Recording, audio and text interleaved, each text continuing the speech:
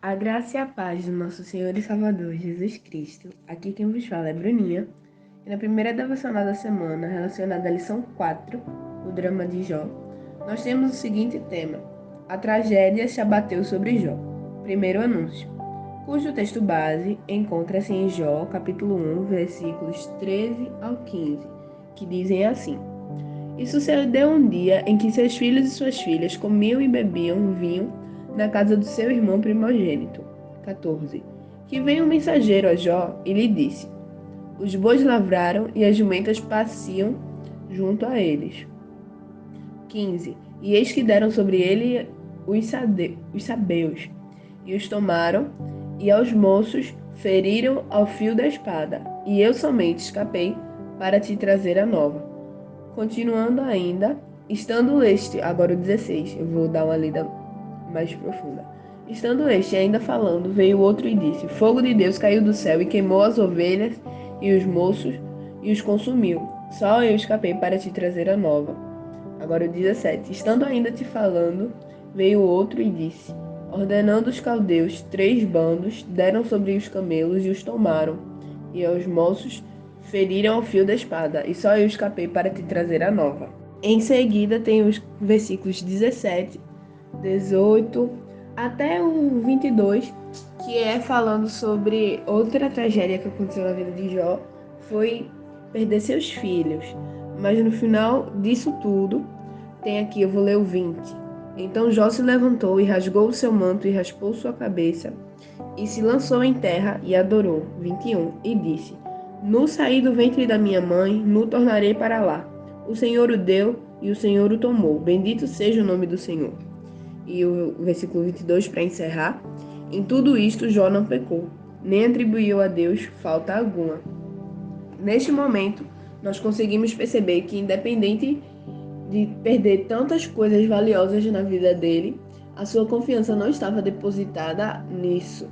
Não estava depositada enquanto as ovelhas tinham, enquanto os bois tinham, enquanto eles poderiam produzir para si. Não estava no dinheiro, falando assim, dessa maneira. Não estava nas riquezas, nem em sua família, mas estava alicerçado em Deus. Ele tinha confiança no Senhor e o amava, porque a gente consegue ver que ele não atribui culpa a Deus.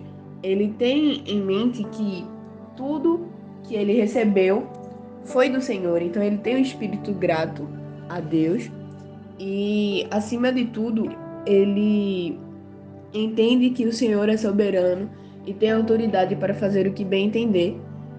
E a partir disso, ele poderia muito bem mexer na vida de Jó, porque foi ele que permitiu que ele tivesse tudo aquilo. Jó não era um homem soberbo que achava que tinha construído tudo com suas próprias mãos, mas sim que o Senhor tinha lhe dado isso. E muitas vezes a gente é totalmente o oposto disso. Pensa que conquistamos as coisas por nosso próprio mérito e no final de tudo, quem nos permite chegar a lugares mais altos é o Senhor, porque tudo que acontece na terra, debaixo da terra e no céu é de acordo com a vontade dele, de acordo com o desejo dele.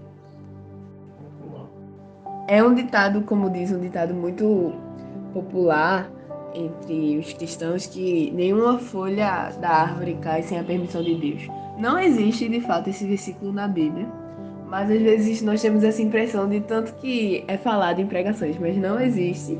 Porém, é um ditado que de fato possui uma verdade, pois tudo que acontece é de acordo com a permissão de Deus.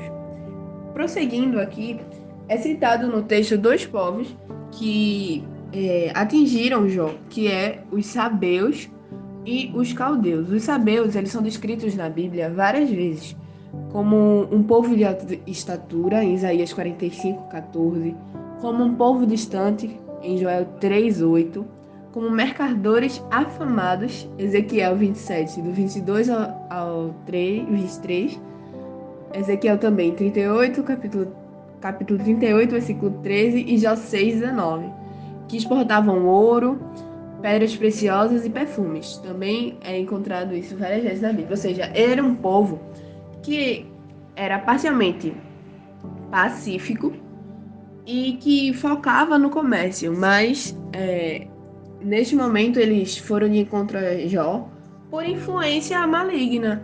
E por conta disso eles deixaram de lado sua característica pacífica e atentaram contra um homem de Deus. Como também os caldeus, eles são muito citados na Bíblia e são mais conhecidos como o povo que destruiu Jerusalém sob o comando do rei Nabucodonosor, que levou o povo judeu para o que ficou conhecido como o cativeiro babilônico. Ou seja, são povos que agiram sob influência de Satanás. Mas mesmo assim, Jó, ele continuou firme, perseverante. Foi um homem que passou por diversos sofrimentos em vários âmbitos, pois, em prosseguimento aqui no capítulo 2, Satanás, com a permissão de Deus, toca na saúde dele. E a partir disso a gente consegue ver que o sofrimento de Jó era um sofrimento multifacetado, ou seja, ele era um sofrimento que acontecia em vários âmbitos, em várias áreas, como, por exemplo, o físico, social, o emocional e o espiritual. Ele estava sentindo dor, tormento, como é bem possível, bem fácil de achar em seu texto, em seu livro. Assim como no âmbito físico, ele teve insônia, perde peso, ficou doente, né, com os olhos vermelhos e olheiras profundas, emagreceu. Isso tudinho a gente consegue ver nos capítulos aqui sobre o insônia, capítulo 7, versículo 4. Aí tem o versículo 16 dos olhos vermelhos e olheiras profundas. E o emagrecimento no capítulo 17, versículo 7 e 19, versículo 20. Tal qual calafrios, a gente encontra no 21, 6. E dores nos ossos, o 30, versículo 17. E a pele enegrecerá e descascara, nos versículos 28 e 30, tinha febre, versículo 30, e furúnculos que coçavam, no 2:7. Ou seja, o físico também foi muito abalado, além do emocional, com seus amigos o chamando de pecador, que tu botando culpa em seus pecados, sendo que, de fato, não havia um motivo aparente para que Jó passasse por um sofrimento tão grande.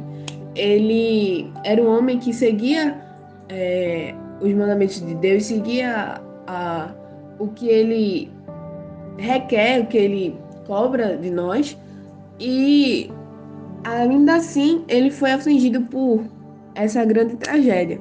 Dessa forma a gente consegue enxergar que a vontade soberana de Deus, ela vai acima de tudo. Então, se Jó passou por isso, foi para que ele pudesse ser abençoado ainda mais. E por mais que isso também nos leva a refletir que por mais que nós achemos que estamos vivendo o bom, o perfeito, que estamos seguindo um caminho que no final vai dar prosperidade, às vezes, ou na maioria das vezes, o Senhor, ele tem planos ainda maiores para nós. Ele deseja que, quando foi um exemplo que o pastor falou, culto passado, quando a gente imagina um Fusca, pede a Deus um Fusca, ele quer nos dar uma Ferrari. Então, os planos de Deus são muito maiores do que podemos imaginar, do que podemos palpar. E ainda que nós não tenhamos confiança nele, ele está esperando pela nossa fé, pela nossa obediência, para que ele possa nos abençoar. E que possamos ser como Jó, não atribuir a culpa a Deus sobre o que acontece nas nossas vidas, ter em mente que somos falhos e pecadores, sobre a lei da semeadura, mas também que, se for da vontade de Deus, talvez passemos por coisas que por hora pensemos serem injustas, mas no final é para que o Senhor possa nos abençoar, no final é para que o nome dele seja exaltado em nossas vidas. É isto, fiquem na paz.